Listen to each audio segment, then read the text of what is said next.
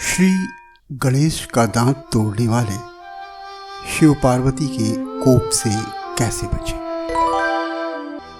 परशुराम ने जब कार्तवीर्य यानी सहस्त्रबाहु के 1000 हाथ काट डाले और वह प्राण छोड़ धरती पर गिर पड़ा तो उसके बेटों को बड़ा क्रोध आया। उसके 100 पुत्र एक घेरा बनाकर परशुराम को मारने को दौड़े, पर परशुराम ने पल भर में अपने दिव्य फरसे से सहस्त्रबाहु के 95 पुत्रों को मार डाला।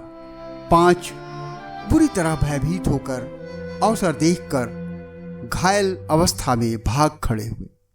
भगवान शिव के दिए फरसे से ये महान विजय करने के बाद परशुराम ने अपने साथी अकृतवर्ण को अपने साथ लिया और नर्मदा में स्नान करने के बाद भोले का धन्यवाद करने शिवलोक को चले। शीघ्र ही भगवान शंकर की बहुत विशाल और सुंदर अलकापुरी में वे थे, जिसकी रक्षा भगवान शिव के 4 प्रधान गण कर रहे थे। परशुराम जी ने नंदी की आज्ञा ग्रहण कर अंदर प्रवेश किया। जब परशुराम शिव मंदिर में प्रवेश कर रहे थे तब विनायक ने नम्रता से कहा, आप एक क्षण यहीं ठहरिए। इस समय महादेव जी माँ जगदम्बा के साथ शयन कर रहे हैं।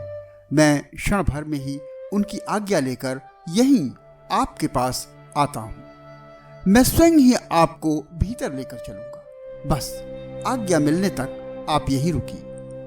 परशुराम ने कहा, भगवान शंकर और माँ पार्वती दोनों को प्रणाम कर मैं तुरंत ही अपने आश्रम वापस चला जाऊंगा। मैंने कार्तवीर्य और सुचंद्र को पुत्रों, सैनिकों और बंधुओं सहित मार गिराया, साथ ही उनके साथ आए हजारों राजाओं को भी मारा। मेरे परुष ने इन सबको काल के घाट उतार दिया है। गणेश ने कहा, ठीक है, मैं उनको ये सूचना देकर आता हूं। लेकिन परशुराम ने उन्हें यह कहकर मना कर दिया कि तुम अभी बालक हो, मैं खुद ही भीतर जाकर उनसे मिल लेता हूं।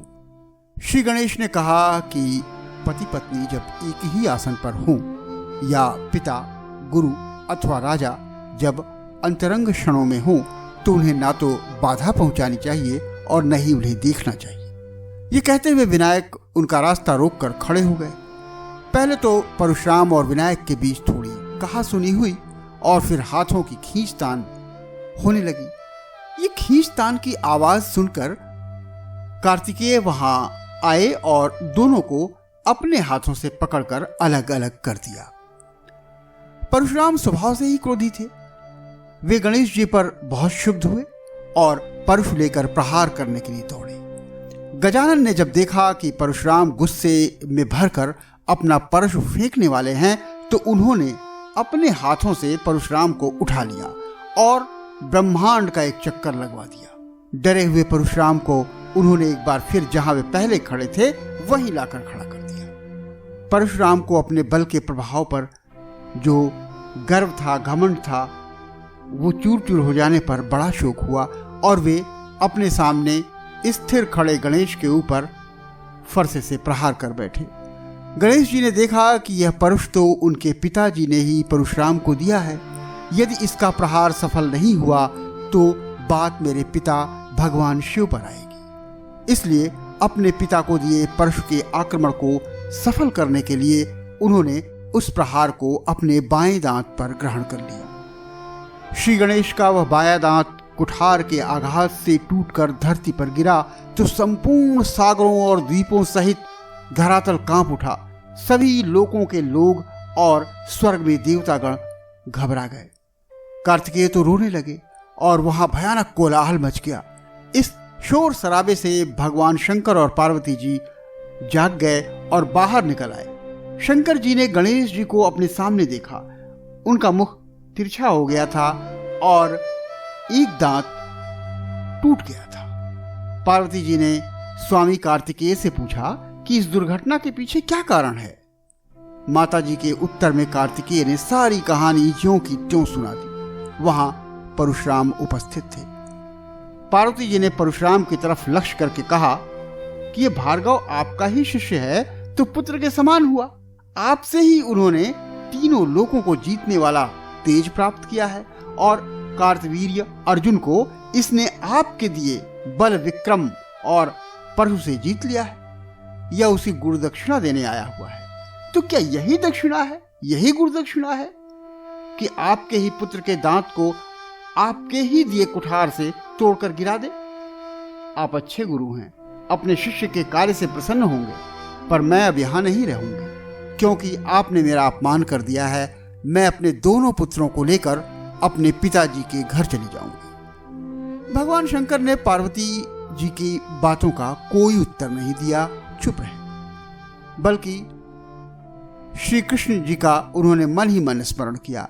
अगले ही क्षण श्री कृष्ण और श्री राधा जी वहां उपस्थित थे। कुछ क्षणों के लिए विवाद रुक गया और स्वागत के पश्चात पार्वती जी अपने दोनों पुत्रों का परिचय कराते हुए बोली, ये श्री गणेश हैं और ये कार्तिकेय। इस पर श्री कृष्ण ने कहा कि एक बार इनका मस्तक छिन्न हो गया था, इसलिए हाथी के सिर को जोड़ा गया और ये गजानन कहलाए। चतुर्थी के चंद्रमा को गणेश ने अपने ढाल में धारण किया तो ढाल चंद्र कहलाए। विघ्नों का नाश करने वाले गणेश के ऊपर आज जो परशुराम ने प्रहार किया है, उससे एक दांत टूट कर गिर गया। अब वे एक दंत के रूप में प्रसिद्ध हो जाएंगे और ये चेहरा जो थोड़ा टेढ़ा हो गया है, इसके चलते इन्हें वक्रतुंड नाम से जाना जाएगा। मैंने इन्हें पहले ही यह वरदान दे दिया है कि सभी देवताओं से पहले इनकी ही पूजा होगी और संकट में जो कोई इनको याद करेगा उनके कार्य सिद्ध हो जाएंगे। श्री कृष्ण ने गजानन की बहुविध प्रशंसा की। पार्वती जी सुनकर बहुत प्रसन्न और विस्मित हुई। राधा जी ने गणेश जी को उठाकर अपनी गोद में बिठा लिया। उन्होंने गणेश के चेहरे पर जो हाथ फिराया, उससे गणेश जी के सारे घाव भर गए। उधर परशुराम ने भगवान श्री कृष्णचंद्र की गहन स्तुति की। श्री कृष्ण प्रसन्न हुए और परशुराम से कहा, जाओ अपने आश्रम को जाओ और पिता की सेवा करो। जो समय बचे उसमें तपस्या करो। आज तुम मेरे प्रसाद से सिद्ध हो गए हो। कुछ वर्षों में मेरा कवच तुम्हें सिद्ध हो जाएगा। ये कहकर श्री कृष्ण ने गणेश को राधे की गोद से उठा लिया और परशुराम भगवान शिव और पार्वती को प्रणाम कर तथा उनसे आशीर्वाद व क्षमा प्राप्त कर अपने आश्रम को चले। तो शिवकथा के साथ ये परशुराम प्रकरण आपको कैसा लगा, आप हमें कमेंट में बताइएगा। साथ ही ये भी कि आप किस तरह की और किन देवताओं की धर्म कथा सुनना चाहते हैं, हम वो आपके लिए प्रस्तुत करेंगे। हमें आज्ञा दीजिए। धन्यवाद। धर्मध्वजा एपिसोड पसंद आया हो तो लाइक जरूर करें और कमेंट में अपनी प्रतिक्रिया तथा सुझाव अवश्य दें। ये हमारे लिए आपका साथ हो। सब्सक्राइब तो आपने कर ही लिया होगा, अभी इतना ही।